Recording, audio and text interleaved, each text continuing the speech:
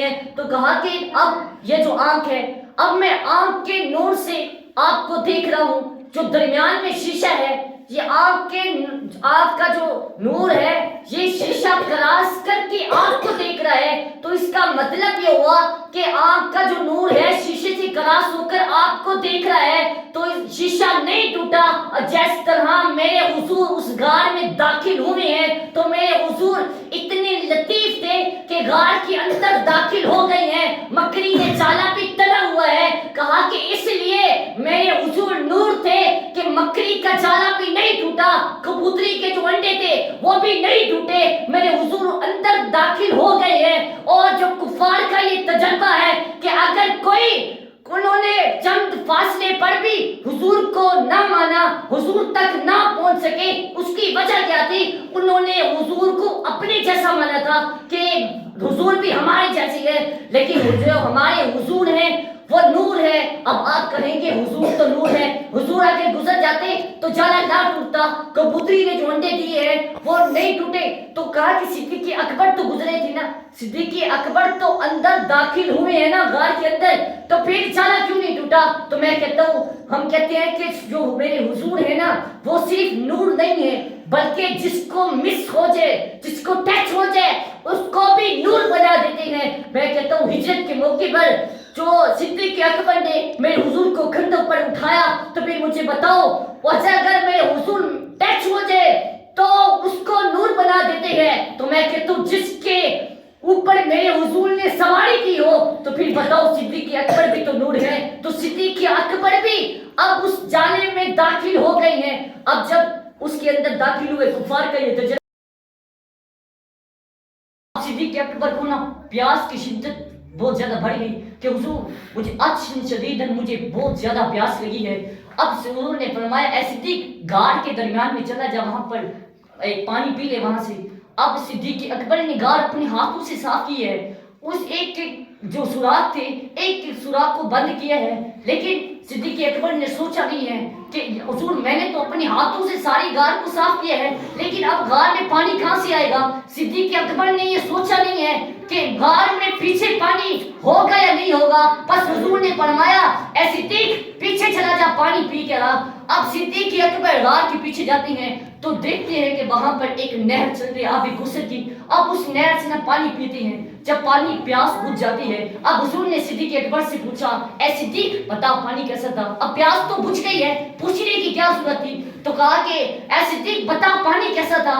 اب صدیق اکبر نے کہا حضور وہ جو پانی تھا نا دودھ سے زیادہ سفید تھا, برف سے زیادہ ٹھنڈا تھا, اور شہد سے زیادہ میٹھا تھا, اور بہت بڑا خوشبودار پانی تھا. اب حضور نے تو اب کہا کہ اب تجھے پتہ ہے یہ پانی کہاں سے آیا ہے؟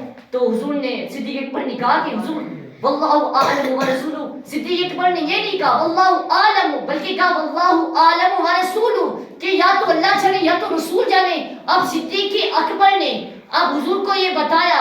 اب جب حضور نے فرمایا اے صدیق جب میں نے تجھے کہا تھا کہ پیچھے جا کر پانی پی لے تو تو نے میرا حکم مانا, تو نے تاخیر نہیں کی. اب پیچھے سے تو پانی پی کر آئے, پتہ یہ کہاں سے ہے؟ کہا یہ آب کوثر سے آیا ہے. اور رب نے اس فرشتوں سے کہا اے فرشتوں صدیق اکبر نے ذرا سا بھی تاخیر نہیں کی.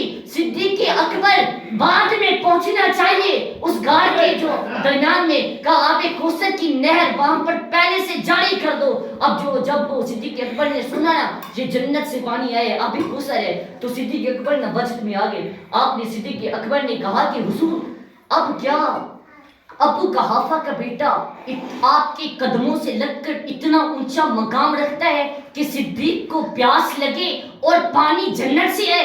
تو کہا کہ حضور فرماتی ہے اے صدیق یہ تو بڑی معمولی چیز ہے, تیرا مقام تو اب بڑھ چکا ہے. کہا کہ اگر 70 نبیوں جیسا کوئی عمل کرے, اتنا اعمال کر کے اور اتنا ثواب کمائے, اور اس کے سینے میں تیرا بغض ہو, تیرا حسد ہو تیرے اس کے دل میں, تو کہا کہ رب اس کے 70 نبیوں جتنے جو عمل کرے گا اس کو جنت اس کے اوپر حرام کر دی ہے کہ جو تیرا بغض رکھے. پھر بتاؤ تو صدیق اکبر کا جو مقام ہے وہ کتنا اونچا و بلند و مرتبہ ہے. اور کہا کہ صدیق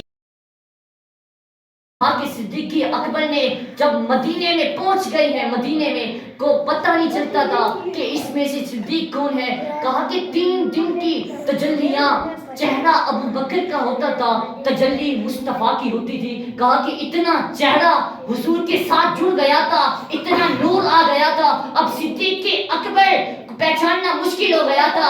اب صدیق اکبر نے کیا کیا؟ لوگ کہتے تھے کوئی آتا حضور سے مل کر بیٹھ جاتا، کوئی آتا صدیق اکبر سے سلام لے کر بیٹھ جاتا. اب صدیق اکبر کو یہ شک ہوا کہ لوگ مجھے آخری نبی مان رہے ہیں. تو صدیق اکبر نے کیا کیا؟ ایک اپنی جو چادر تھی آپ نے باندھی ہوئی تھی اس کو اتارا اور حضور کے سامنے، حضور کے سر کے اوپر ایسے کھڑے ہو گئے اور سایہ کیا. اب کہا کہ اے لوگوں، آپ کو میں بتانا چاہتا ہوں کہ آقا یہ ہے اور غلام میں ہوں. کہا کہ صدیق اکبر کا یہ جو مقام ہے، اب حضور نے صدیق اکبر نے جو سایہ کیا تھا یہ تو تھوڑی دیر کے لیے تھا، لیکن میرے حضور نے اس کا احسان صدیق اکبر پر یہ کیا کہ صدیق تو نے تھوڑے لمحے کے لیے میرے اوپر سایہ کیا ہے، لیکن قیامت تک میرے حضور کے گنبد کے سائے تلے آج بھی صدیق اکبر دفن ہے. یہ صدیق اکبر کا جو مقام ہے اور